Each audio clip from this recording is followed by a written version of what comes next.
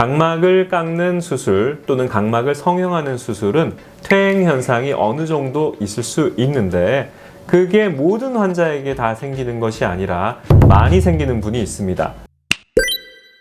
자, 여러분, 오늘은 근시 퇴행에 대해서 설명을 드려보도록 하겠습니다. 자, 시력 교정술을 받으시는 많은 분들이 근시를 가지고 계십니다. 근시는 안경 중에 오목 렌즈를 써야 잘 보이는 그런 굴절 현상이죠. 가까이는 아주 잘 보이는데 멀리가 안 보이죠.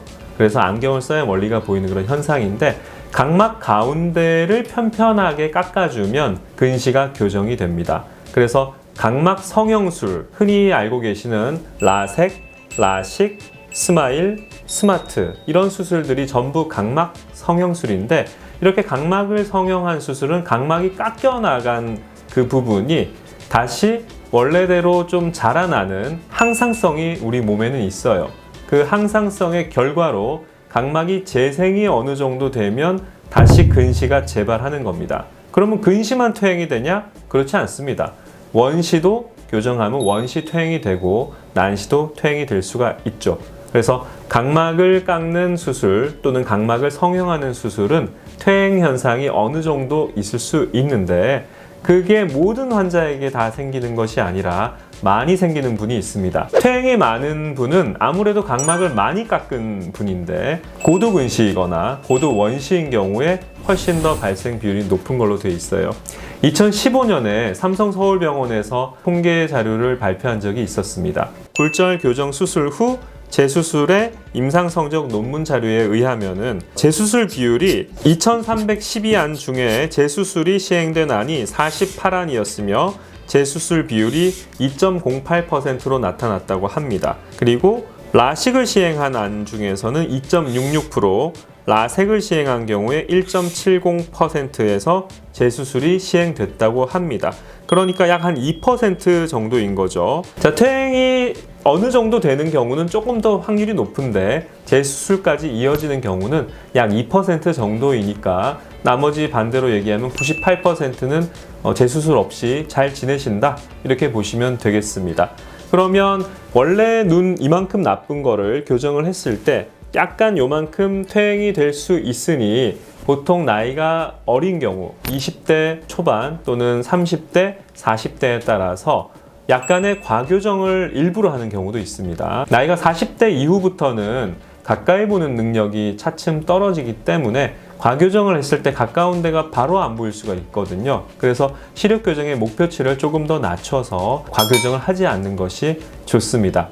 구독과 좋아요, 알림 설정 부탁드리겠습니다. 자, 그러면 퇴행이 됐을 때 해결책은 뭐냐?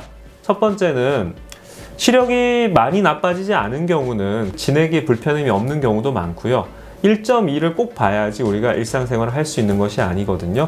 0.8, 0.7이라도 불편이 없을 수 있는데 나는 도저히 그걸 견딜 수 없다. 시력이 또 0.3 이하로 떨어졌다. 그런 경우는 재교정을 생각해 볼 수가 있는데 재교정은 가장 쉽게는 안경으로 할 수 있지만 대부분은 안경을 쓰기 싫어서 또는 렌즈가 쓰기 싫어서 수술을 하셨잖아요. 그럼 그 경우를 제외하면 수술을 어떻게 할 것인가? 가장 많이 하는 수술은 두 가지인데 하나는 라섹이고요.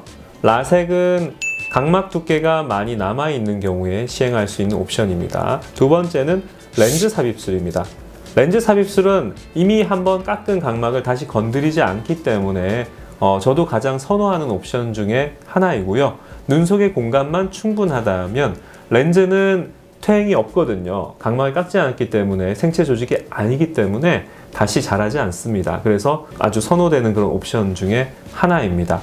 또 수술이 두려우신 분들은 렌즈를 착용하시는 것도 방법일 수 있는데 건조해서 소프트 렌즈를 오래 쓰기 힘드신 분들은 드림 렌즈도 아이들만 쓰는 렌즈가 아니라는 점 아시면 좋겠어요. 성인도 수술이 두려운 분들은 예전에 수술을 안 받으신 분도 드림 렌즈를 할 수가 있고 과거에 시력 교정술을 받은 분들도 특수 드림 렌즈를 맞춰서 교정 시력을 잘 볼 수 있는 그런 가능성이 높습니다.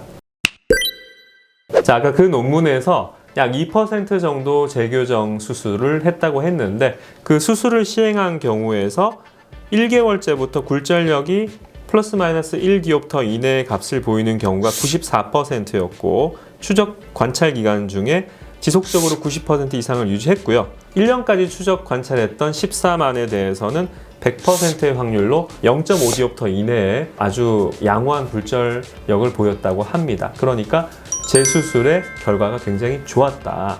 그래서 혹시나 시력이 떨어지시더라도 너무 걱정하지 않으셔도 됩니다.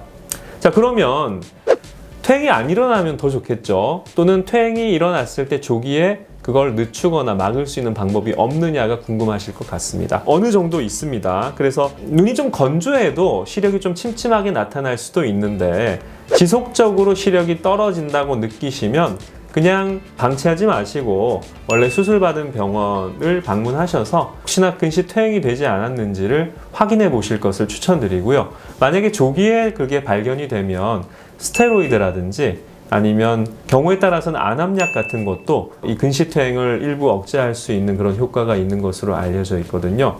그래서 보통 근시퇴행이 1, 2년 안에 되는 경우가 좀 있고요. 급하게 오는 그런 급성 근시퇴행이 있고 5에서 10년 정도 지난 후에 서서히 되는 그런 퇴행이 있는데 특히나 급성 퇴행인 경우는 조기에 스테로이드 사용을 통해서 근시 진행을 대폭 억제하거나 막을 수가 있습니다. 자, 이번 시간에는 근시 퇴행에 대해서 말씀을 드렸는데요. 혹시나 해소되지 않은 궁금증이 있으시면 댓글 주시면 다음 또 영상에서 다뤄보도록 하겠습니다. 감사합니다.